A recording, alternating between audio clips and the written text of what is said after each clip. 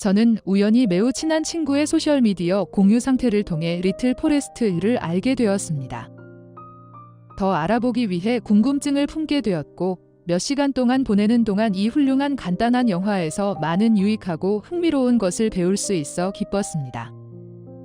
리틀 포레스트는 자연을 사랑하고 평온하고 간소한 삶을 사는 마음을 가진 사람들을 위한 사랑스러운 선물이며 자신을 이해하기 위한 여정을 시작하려는 젊은 이들에게도 권장되는 영화입니다. 리틀 포레스트 코모리는 다이스케 이가라시의 동명의 만화 작품에서 영화로 적응된 일본 작품입니다. 이 영화는 이 부분으로 나누어져 있으며 6개월 동안에 개봉되었습니다. 리틀 포레스트 여름 가을은 2014년 8월에 개봉되었으며 리틀 포레스트 겨울 봄은 2015년 2월에 개봉되었습니다. 이것은 연간 4계절에 해당하는 4부분으로 구성되어 있습니다. 매 계절의 시작에서 관객은 주인공 여성의 동일한 속에 글을 듣게 되며 느리고 여유로운 목소리로 표현됩니다. 이 반복은 이곳에서 평화롭고 조용하며 변화가 거의 없는 삶을 의미한다고 생각합니다. 코모리는 도호쿠 지역의 작은 마을에 위치한 작은 주택이며 이곳에는 상점이 없습니다. 지역 농부들의 협동 슈퍼마켓에서 몇 가지 소품을 구입하거나 마을 중심에 위치한 마을회관에서 구입할 수 있습니다. 이 마을회관에는 시청과 같은 건물도 있습니다.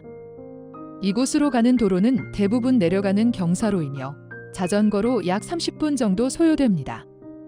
그러나 돌아올 때 얼마나 걸리는지는 제가 모르겠습니다. 주인공 이치코 하시모토 아이는 독신의 젊은 여성으로 도시에서의 생활과 일을 한 뒤 갑자기 고향인 도호쿠 지역의 코모리 마을로 돌아왔습니다. 이 마을은 일본의 도호쿠 지역에 위치하며 예전에 이치코와 그녀의 어머니가 살았던 고향입니다. 이 마을은 평야와 분리된 산악지대에 위치하므로 쇼핑을 하려면 항상 언덕을 오르내리는데 상당한 시간이 소요됩니다. 이치코 또한 지형적으로 어려운 환경과 시간 소요가 많은 길로 인해 코모리 마을의 사람들과 마찬가지로 농업과 가축 사육에 헌신하고 있습니다.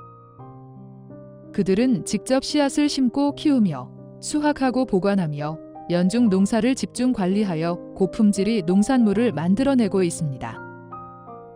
이러한 작물은 외모와 맛 모두에서 우수한 품질을 자랑하고 있습니다. 이 영화는 느린 전개와 명확한 줄거리가 없으며 관객은 여주인공의 이야기를 통해 평온하고 외로운 산만을 느낄 것입니다. 한적한 시골에서 이치코는 매일 아침에 일어나 작업복을 입고 농사일을 하며 종종 날이 저물 때까지 집에 돌아와 어린 시절의 어머니와 함께 요리했던 어릴 적의 기억을 토대로 시골 음식을 만듭니다. 농사를 짓고 요리를 하면서 이치코는 자신의 삶에 대한 감정을 다시 찾아냅니다. 젊은 여성이 농장과 부엌에서 혼자서 힘들게 노력하는 모습은 관객들에게 많은 감정을 전달합니다. 이 영화를 보면 일본 농부들이 계절마다 농작물을 재배하고 음식을 보관하고 가공하는 다양한 기술과 방법을 배울 수 있습니다. 이 포함하여 보리, 토마토, 감자 등의 작물을 심는 방법, 추운 계절에 신선한 채소와 옥수수를 보관하는 방법, 난로에서 빵을 굽는 방법, 산딸기를 이용한 잼 만드는 법, 사케 숙성법, 그리고 전통적인 된장 소스를 만드는 방법과 같은 다양한 농업 및 조리 기술을 배울 수 있습니다.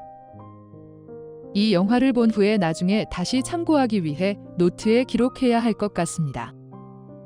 리틀 포레스트 여름 가을을 보고 나서 일본이 미슐랭 가이드에서 가장 많은 레스토랑을 가지고 있는 이유를 이해할 수 있게 되었습니다.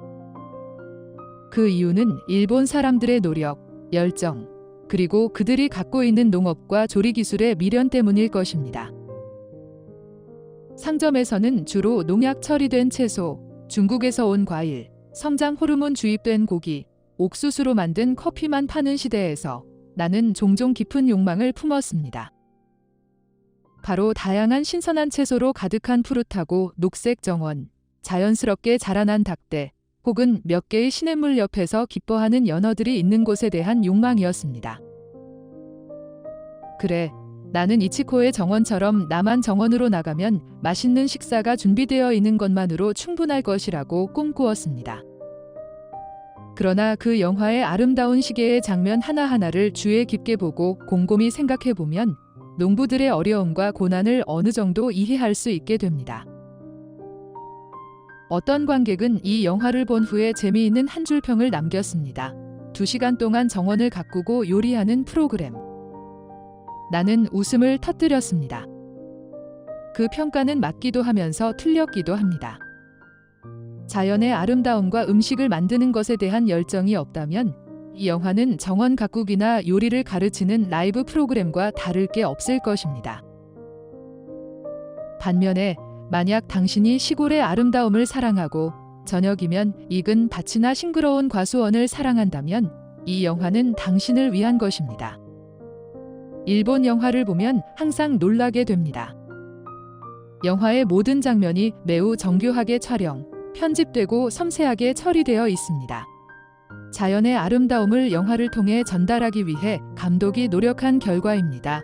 숲의 녹색, 익은 토마토의 빨간색, 수확한 황금색 보리, 눈 덮인 흰 눈, 또는 산과 언덕의 자욱한 안개의 회색.